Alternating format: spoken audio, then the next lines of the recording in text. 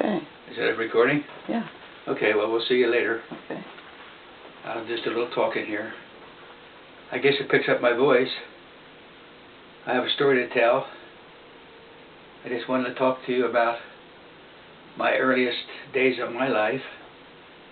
I think the earliest I can remember was back when I was 5 years old, and there was 3 significant things that happened when I was 5 years old. One, which I think is probably the most important, was that when I was 5 years old, I remember our pastor in the church was Reverend Frank Rainier. And I don't know whether he inspired me or not, but it was that time when I felt my call to the ministry. Goodbye. Goodbye. Note the time that you stopped so we know how long it goes. And so it took me a long time to ever get there, but I started when I was 5 years old to go into the ministry. And I never got there until I was 22, but when I was 22 I finally got my first license to preach. And that was under Reverend Charlie Truax, was the pastor then.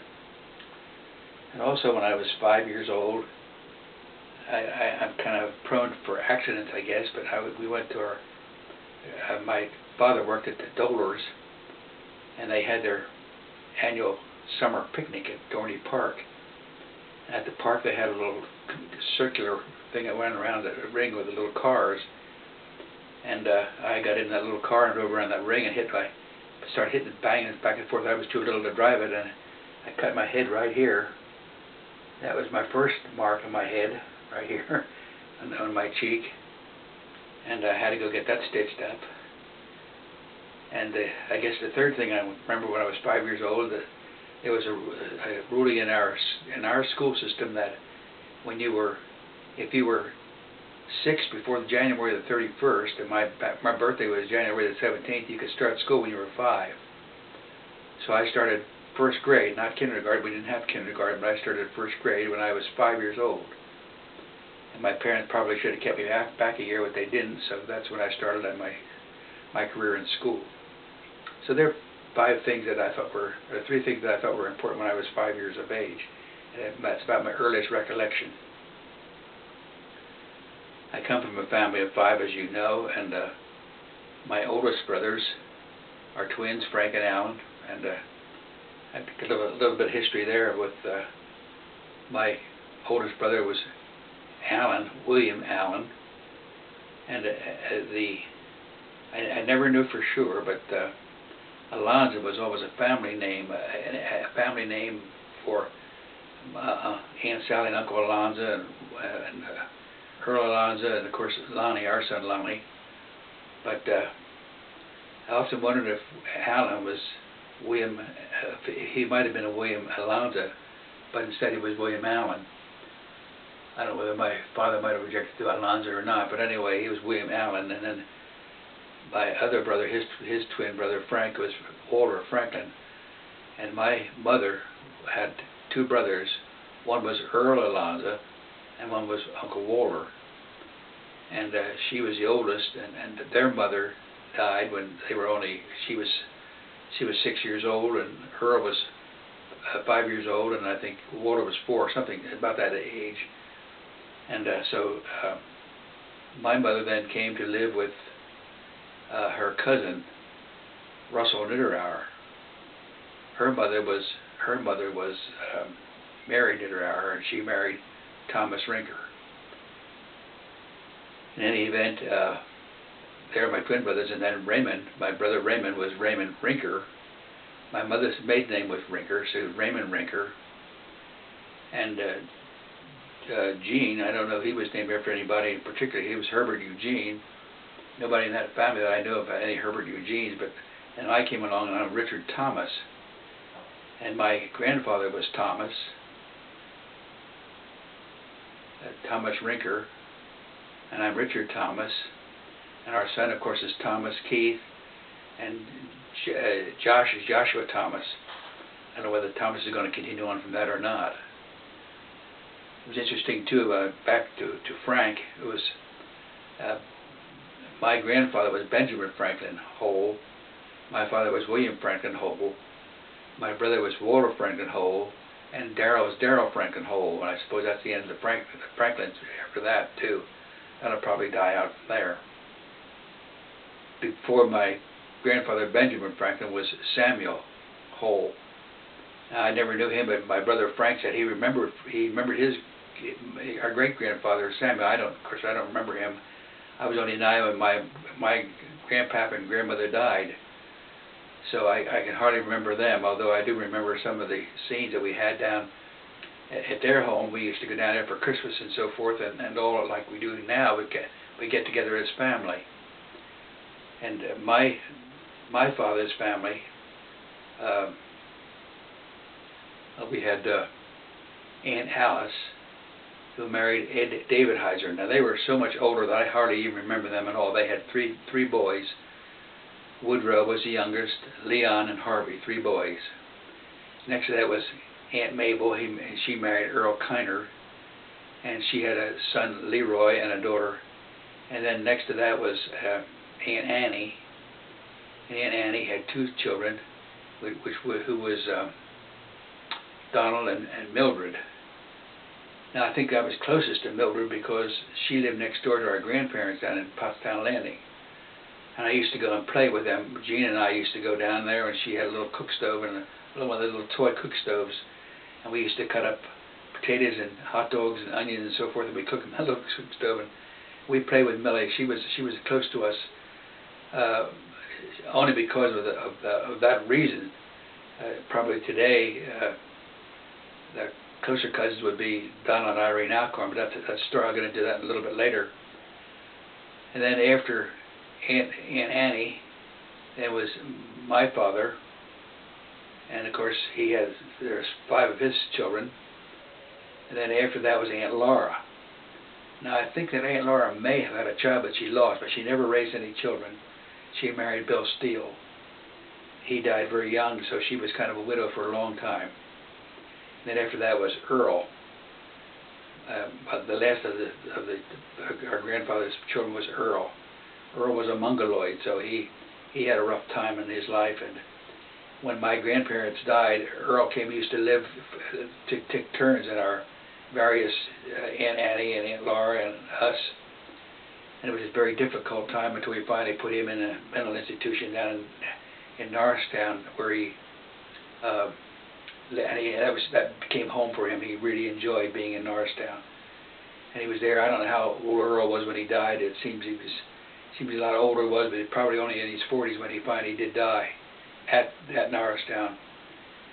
And that was a kind of a grieving time. Anyway, that's a little bit of a history on our family. And on my mother's side of the family, she had 2 brothers.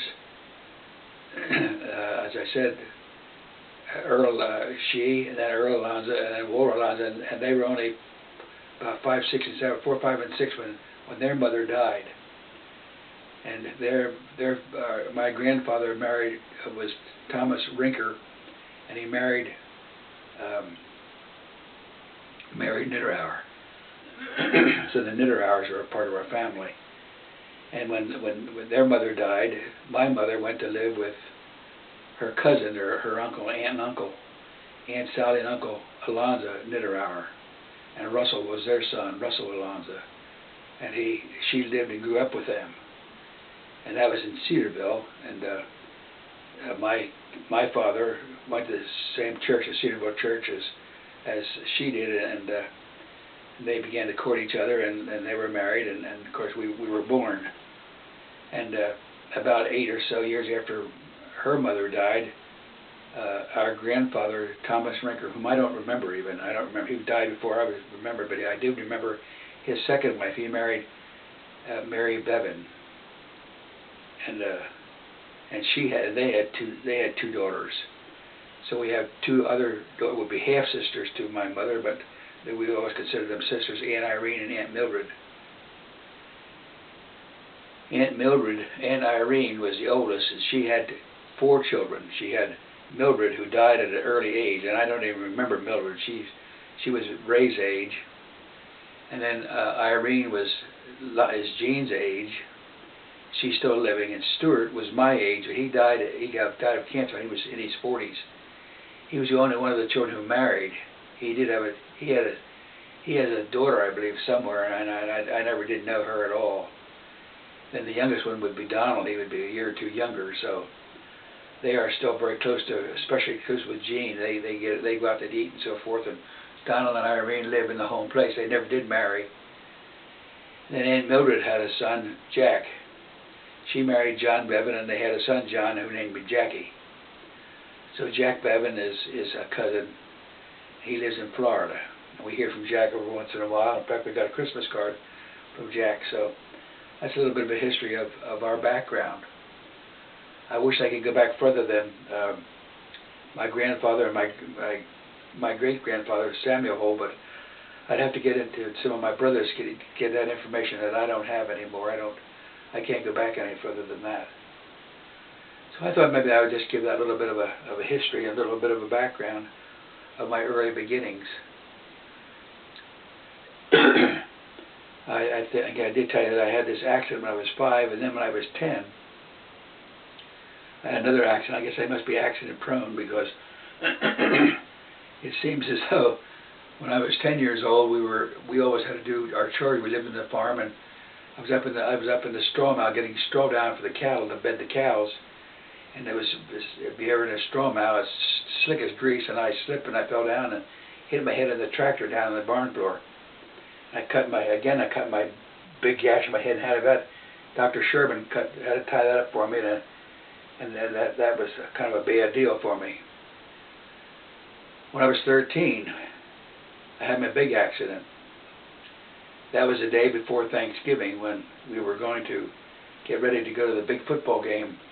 Pottstown and Norco always had a rival football games. Pottstown was a school where Sally went to school, and I went to Norco, but that was a big rival football game. I didn't know her then, but we were getting ready to go to the football game on Thanksgiving, and I had my little red express wagon out hauling chicken feed out to the chickens. And we lived on what is called Sheep Hill. That's where I grew up, on Sheep Hill farm there on Sheep Hill. My brother Alan still lives on Sheep Hill. He has a home up there on Sheep Hill, just a little bit up the hill from where I was born and raised. And putting the wagon away, I came down Sheep Hill and I cut right in front of a car, and a car hit me. It knocked me about 100 feet out into and I landed in my head, my eye, my shoulder, and my knees. And the guy that hit me got out and picked me up. And the worst thing he could have done was pick me up. I was loping at his arm. My brother was coming home from work, and he picked me up and put me in the car and rushed me to the hospital in Pottstown. And this eye was just laying out here in my cheek. They just pushed it up and tied a knot here. They didn't think I was going to live until morning anyway. I remember Bessie Smale, right next door neighbor. She said, "I wouldn't give a nickel for him. I wouldn't give a nickel for him." They were very good words of encouragement. I wouldn't give a nickel for him. Well, of course, I did live, and that was the night before Thanksgiving, and it was on Sunday when I came to. So that was Wednesday night till Sunday. I was unconscious, and I came to, and I remember this when I was only 13, but I still remember this. They brought in my dinner for me, and they fed me something for dinner, and I couldn't chew it because my jaw was broken clear off, broke clear in two, and I couldn't eat. So they had to come in and they had to wire my jaw shut, and I had that jaw wired shut for 10 weeks. I didn't go to school from the time that night before Thanksgiving until after we went back after January 1st. So I missed all that whole month of December from school. And I was in 9th grade then, and that kind of set me back a little bit. But that was the circumstances that I couldn't do much about it. But that's what I had to do. So I thought I'd kind of just start out a little bit and tell you some of that story, and there'll be a lot of stories that I can tell, a lot of interesting things that happen, and I'll just quit for now and give it a break, and we'll be in touch later. It's just good to start thinking about some of these stories to tell.